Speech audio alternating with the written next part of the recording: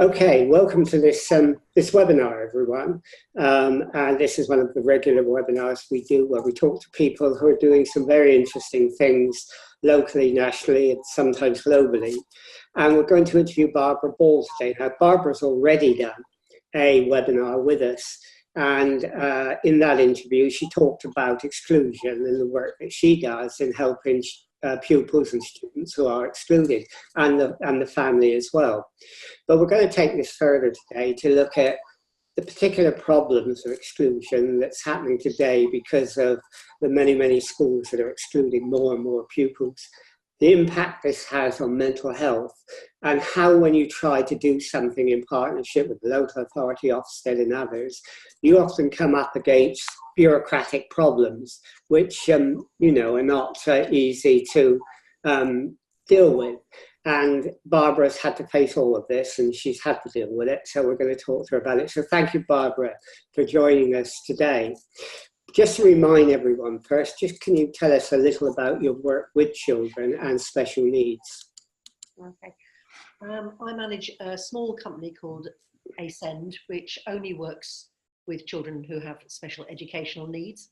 And our mission is to support schools and local authorities to put in the right provision for every child who has special educational needs at any level. So we work with children who've got quite moderate needs right through to those with more severe needs. We support schools of all ages and all types and local authorities directly. So you support all of these, and you're facing, in a way, what's a growing problem, and that people are worried about this. And there are many children now who have special needs and are excluded from school. Why do you think that's happened? Well, my feeling, I think it's shared by many other people in our field, is that with austerity and the lack of funding in schools, there is less and less support for children with special educational need within schools. What happens then is that children who have needs, particularly in the areas of speech language communication, social interaction, or social, emotional and mental health, those children are not getting the right support, so things escalate, the children become more and more anxious and then can behave in a way that's unacceptable. And it's usually their behaviour over a period of time, in most cases, their behaviour, which can be extremely difficult at times, leads to the school saying it's affecting other children and they ask them to leave. So is it because of the Ofsted reports that the schools fear and that they exclude children to get a better rating? Is that the root of the problem, or is there more? I don't think that's the main problem. I think there are some schools who do that, and we certainly know schools who, when Ofsted come, they ask parents to keep their children at home if they're children who may behave quite poorly, or they organise a sudden outing for those children. I think the pressure on schools to remain at the top of the league tables means that the focus is largely on academic success and less on well-being than it might be. And of course, that pressure for academic success can itself put a lot of pressure on children and make them in turn feel very anxious and affect their mental health. I would say the main reason children are excluded, in my experience, and the children that we work with, the main reason is because of the behaviour they exhibit at school. Not directly because they have autism or because they have ADHD or because they have mental health issues, but because those conditions have led to very challenging behaviour. So without the right support that schools can get, or maybe not get, their response has really been zero tolerance, and that's caused a part of the problem? Yes, I think zero tolerance policies have had a massive detrimental impact. They came in the States 20 years ago or so, and I think over the last few years there's been a real pulling back from zero tolerance policies. They came in here a little bit later, perhaps 10, 12 years ago, in an attempt to get behaviour always good in school and saying Children must be very clear about rules and the sanctions for breaking those rules. But of course, what zero tolerance doesn't do is allow for reasonable adjustments under the law for children who have disabilities and special educational needs and whose behaviour cannot always be in line. So it's a sort of umbrella policy which has no flexibility to adapt to individual need. Exactly. One school I know, for instance, not in Enfield,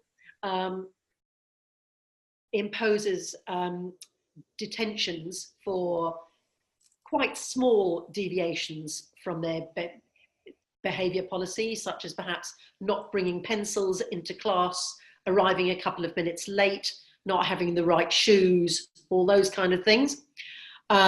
Speaking out in class, speaking out of turn. And the detentions they start with an hour after school, then they have Saturday detentions. Then if a child doesn't attend a detention, they get a head teacher detention. And before you know it, they're on internal exclusion, external exclusion, and out of school. I mean, do you think this is a problem that's only developed recently, or has it been a problem that's always existed, but to some extent it's been hidden from the public view? I think a bit of both. I think it's always existed, and schools have always been very varied in their policies on inclusion and their policies on behaviour, and where the two meet. There's a lot of confusion in schools. They think somebody has special needs, which is dealt with by the special educational needs coordinator. But if they behave wrongly, that's dealt by the behaviour team. And that can lead to an exclusion, even though their special needs are at the root of why they're behaving the way they do. So it's lack of joined up thinking, which has always been there. I think what's made it a lot worse is simply the lack of funding. That what some of these children need is a lot of one-to-one support, mentoring, perhaps from one trusted person who they know, not just a bit of help from somebody who happens to be in the classroom supporting a child with more severe needs, perhaps. But schools are so pressed for funding now that they're trying to stretch their resources. Special educational needs funding to schools, except for those with an education health and care plan, is not ring-fenced. And if they do have a plan and the money is ring-fenced for that child, the school is expected to provide the first £6,000 of that money, and they very often don't and feel they can't. So they don't have the finance, but is there a problem of not having the know-how? I mean, it's a very specialist thing. Have schools really got a problem of finding out what they can do? And is that why you're there and other people to help them do that? That's exactly what we've always done, and I think schools do need a lot of support. You know, the typical class teacher and the typical school will be dealing with a huge range of special needs. You know, in one class you might have children with 6 or 7 different kinds of special needs. So again, you're likely to have 1 or 2 children with autism, with ADHD, certainly with anxiety and mental health issues.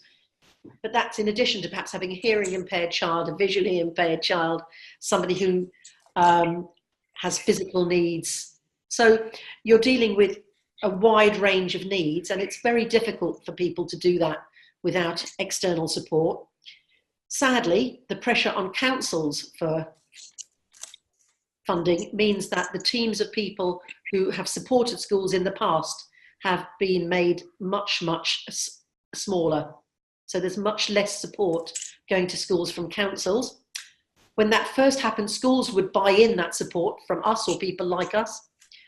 But now they're also a little unwilling to do that because they haven't got the money either anymore. And is there a problem with schools and local authorities finding appropriate schools or bodies like your own? I mean, is there sort of enough of those? Are they well known? Or do local authorities really not, are not too concerned about it? I think local authorities would rather not bring in independent schools or services like ours because we have to charge.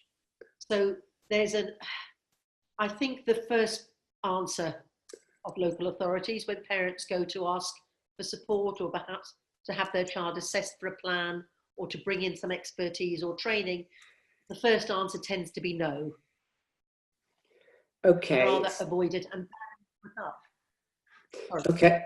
Okay, so we broke up a bit then, but so I mean, you have this problem. You have the problem of excluded children. You have the problem of schools having to deal with it. You have lack of finance. Now, for some of these kids who are excluded, they suffer mental health problems, don't they? And one of the real problems you have to face is not tackling exclusion, but also tackling mental health.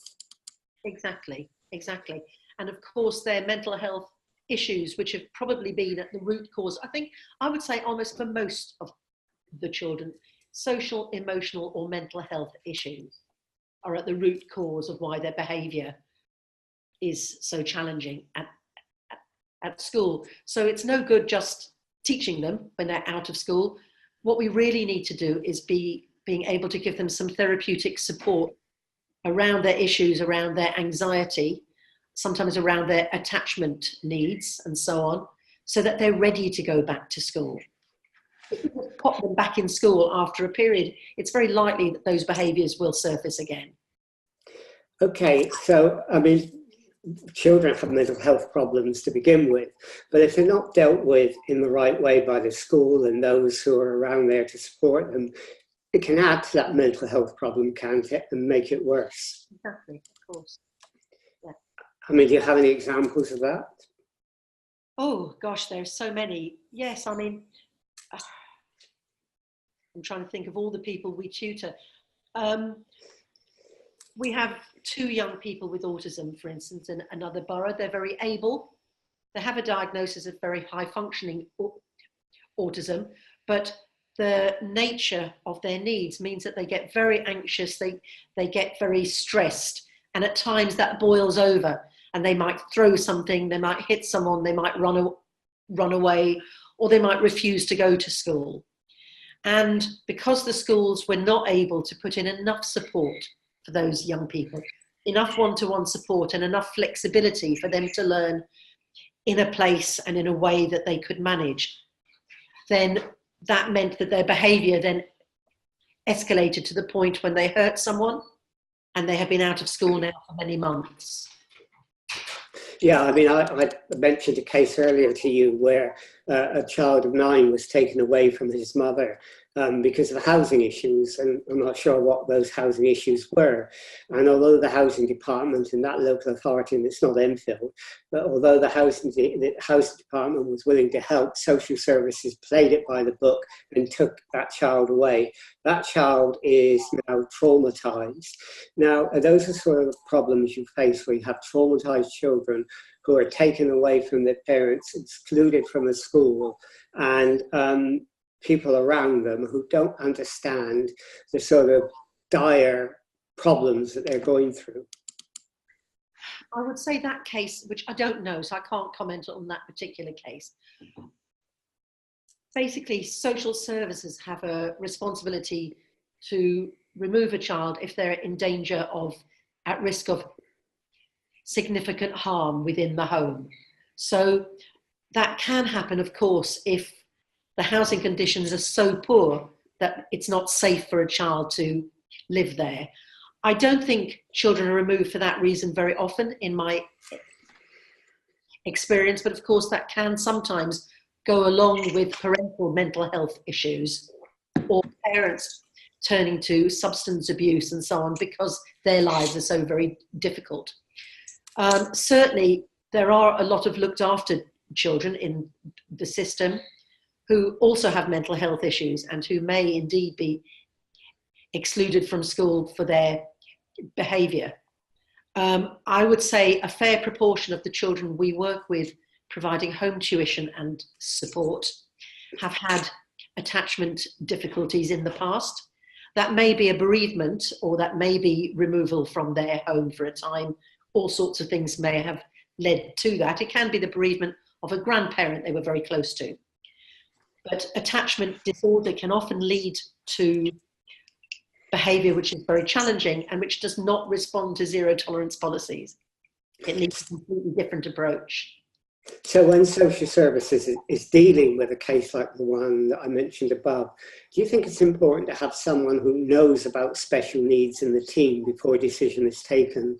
Because I get the feeling sometimes it's taken without the right expert advice there to help make the right decision. I think that's very possible. And of course, the Special Educational Needs and Disability Code of Practice was designed especially so that social care, health and education work together and co-produce plans and co-finance plans too.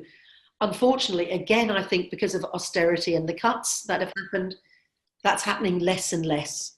So when I worked in the Complex Needs Department in Barnet, up till 2010, I managed the Children with Disabilities social work team and all the advisory teams in education that supported children, and the hospital and home tuition team.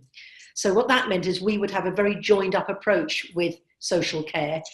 And although I didn't manage people from health, we did work extremely closely also with health professionals.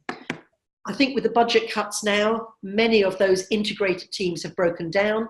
It's gone back into silos. So social workers work without a full understanding of education and educational need.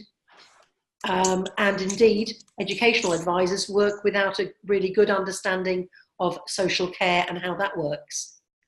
And when you add the housing department to that mix, it makes joined up working even more complex, doesn't it?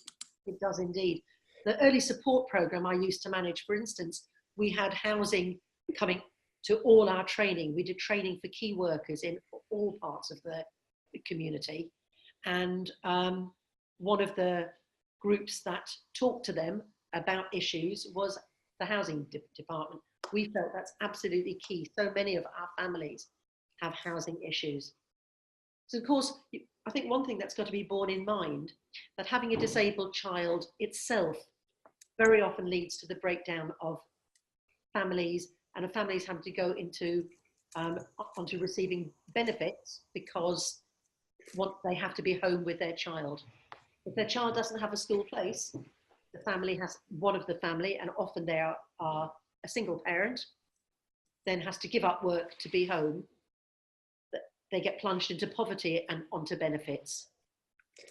And that brings a whole nother department into the equation as well. I mean, you yourself have come across problems of lack of joined up working, haven't you? Because you've been interested in setting up a therapeutic tuition centre, and you've come across the problems of talking to different departments who weren't actually talking to each other.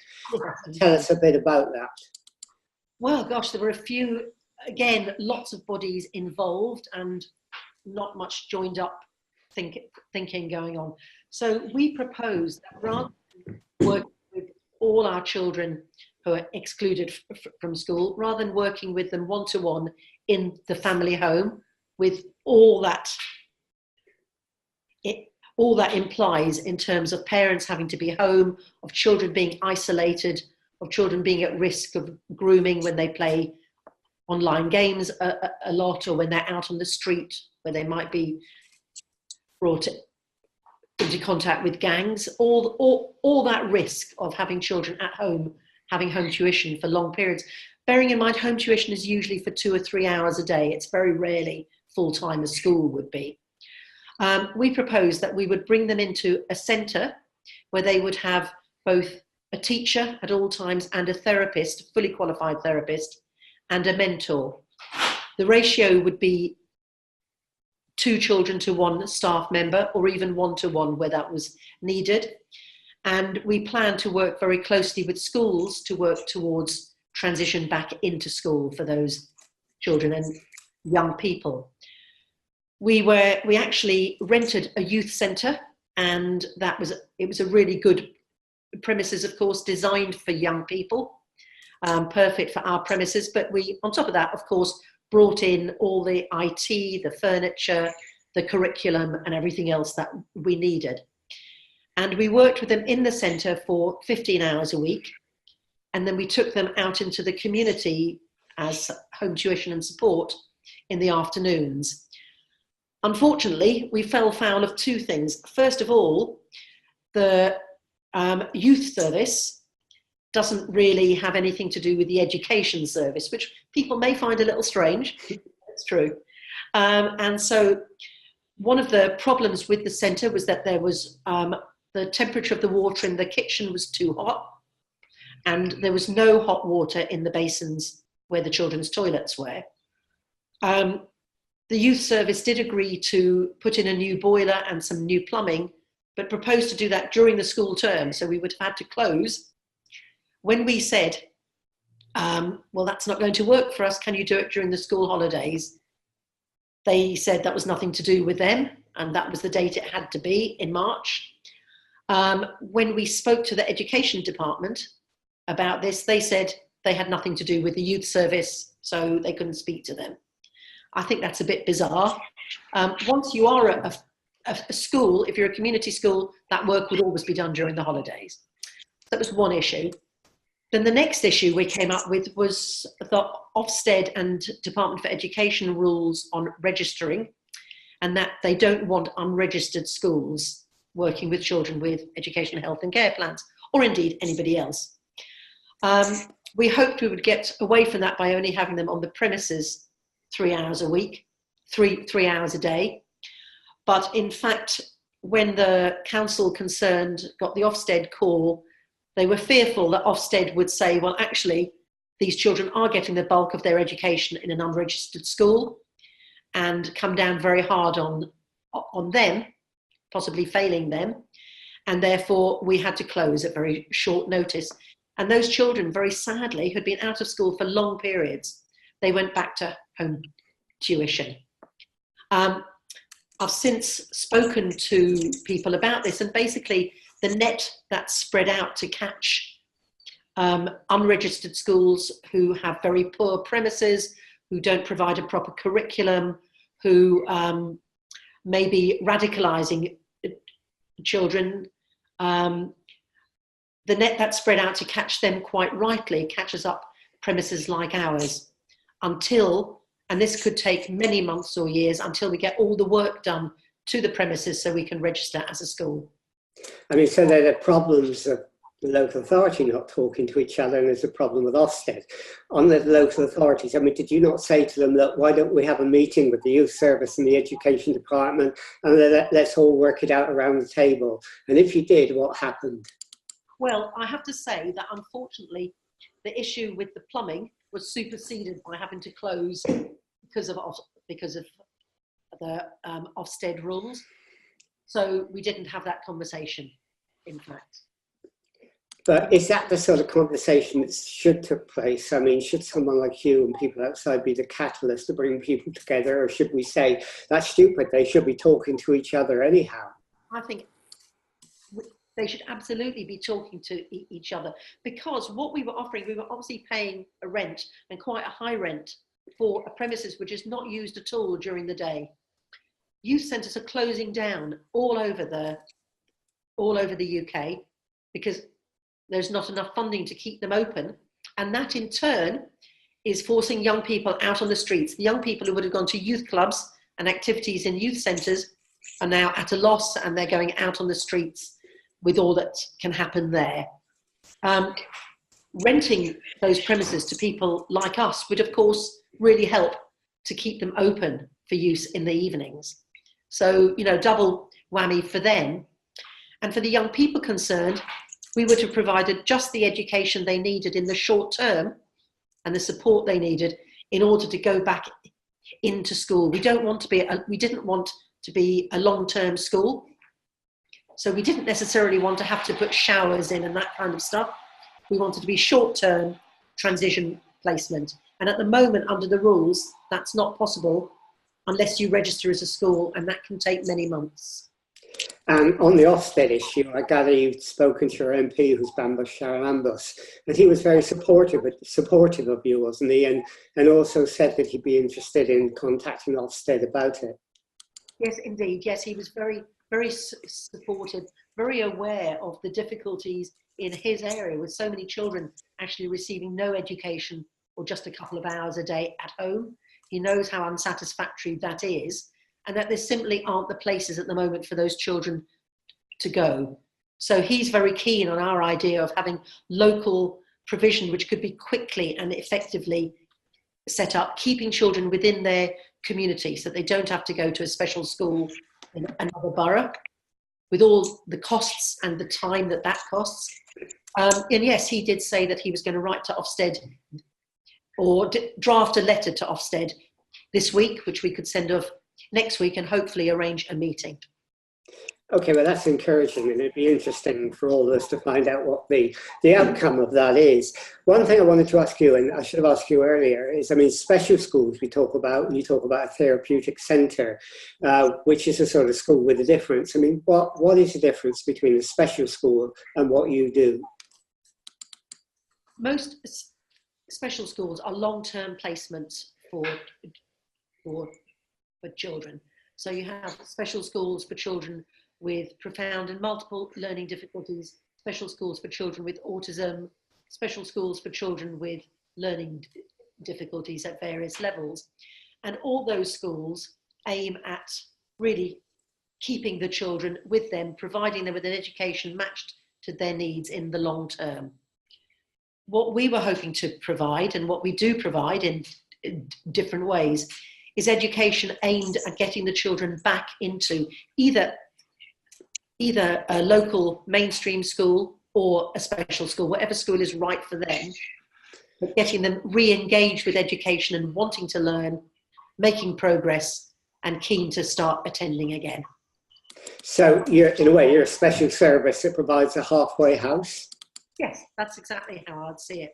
And what we'd like to do is perhaps start with some of these children at home, because they're very disengaged with education. They may not want to or feel able to come out at all to a centre. Then they could come to our centre for a short time, and then the staff from the centre would help them to reintegrate into school. Okay, so we have all these problems you talked about, and they're quite a lot. What do you think can be done to make things easier so that you can work with young people who desperately need help? What would your recommendations be to Ofsted, to local authorities generally? I think it would be really helpful if we could have meetings with local authorities and decide what provision they would like, what would meet their needs, and how they could do it, and work in tandem with them to set up provision. At the moment, it seems more that you have to have your provision already, and then if they think that it meets children's needs, they will place children with you. So I think that's one thing.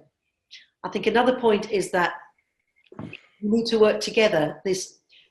I know from experience that what works best always is joint working between the family and the child, education, social care, and health.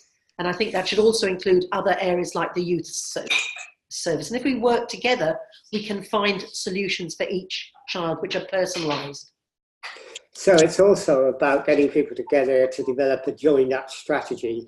And to some extent, would you say that that's one of the problems? Local authorities do things, on the hoof in a way, and there is no long-term thought-out process that you can call a strategy. Well, they would probably be rather upset if I said that. And I think in many cases they do have a strategy, but they don't necessarily see outside provision as being part of that. And I think perhaps we need to think more widely. I mean, many authorities have excellent provision that they set up within their local authorities. It's not that there's nothing there. There is good provision there, and there are some very good small therapeutic special schools also, but they don't tend to be local. They take children from several areas, and therefore it's a long journey often to get there, and very costly for the borough to pay for that. Also, of course, for most children, starting off with an hour and a half sat in London traffic possibly doesn't get them to school in the best frame of mind for learning. I think the other issue is with Ofsted and seeing whether there could be some flexibility. Not saying that schools shouldn't be, and provisions like this shouldn't be registered, because we don't want people coming up with poor provision and poor education, but some flexibility of the rigidity of the rules, so that places that are transition placements that provide both therapy and education kind of somewhat different criteria that they have to meet. I think that would be a really helpful conversation to have with Ofsted. But for the local authority, in a way, you're also asking for a culture change, aren't you? Where they don't pretend that they're the all-powerful local body, but they're a body that works in partnership with others, and they've got to actually develop that and work and talk in dialogue with others. And that's a huge culture change for local authorities who have traditionally wanted to be the one that was a sole provider. Yes, and I think it has to come from the top of local authorities. I think we need to, to speak to people running the local authorities at director level, because the people below them who run the individual services, such as SEN services, they have their hands tied. If they're told they can't do something, then they just can't do it. And certainly what I found in the past, when, for instance, I set up an early support service in Barnet some years ago, was that the direct support and the direct input of our director of the children's service was incredibly helpful. That made a big change to how we all worked together at that time. Okay, well, we've sort of come to the end of this now, so let me ask you the question I did, the last question I asked you before. If people wanted to know more about what you do or get advice from you, how do they make contact? I'm very happy for you to share my contact details, either the office and the mobile phone and my email. And people can get in touch with me through any of those ways. Okay, well, that's really great. And this has been a very different webinar from the last one, where we've actually talked about some of the institutional problems and cultural problems that you have to face when you're developing a service in partnership with others. So I think it's been well worth going through some of those problems and talking about what the possible solutions are. So, okay, so thank you very much for doing this, Barbara, and I'm sure we'll talk to you again in the future. And we'll end this interview now. Thanks very much, Francis. Goodbye.